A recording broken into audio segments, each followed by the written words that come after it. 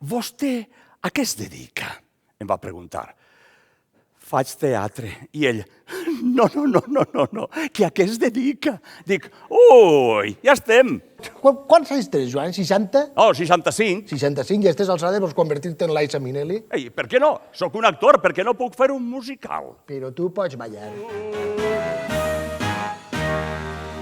Qui sap, potser estigues atent. Podria ser el nou James Bond.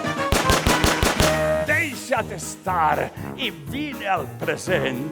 Pensa que... per cert, que m'han fet un regal, els meus companys, i m'han deixat gravat un vídeo. La gent t'aprecia, Joan, i no has de fer cas d'unes poques males persones. Tu tens més coses bones de les que creus. I res, que berenes i que et prengues la pastilla. Ja està. Gràcies, Pepa. I que no et suïcides, que fas cara de Margaret. Des que va faltar ma mare, puja a casa doña Concha i doña Isabel i se'n fa un ús a la gola. Estan ja per a poques rosques. ¡Ay, que es mori! ¡Que es mori l'abuelo! Chica, el de l'alqueria blanca!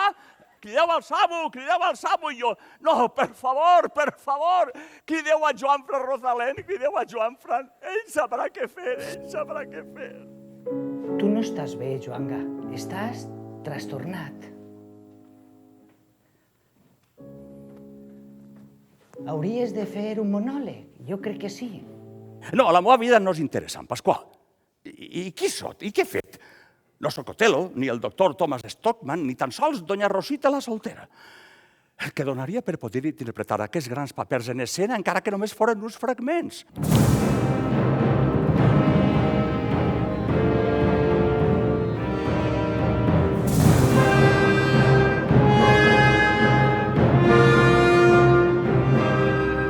Friends, Romans, countrymen, your worm is your only emperor for diet.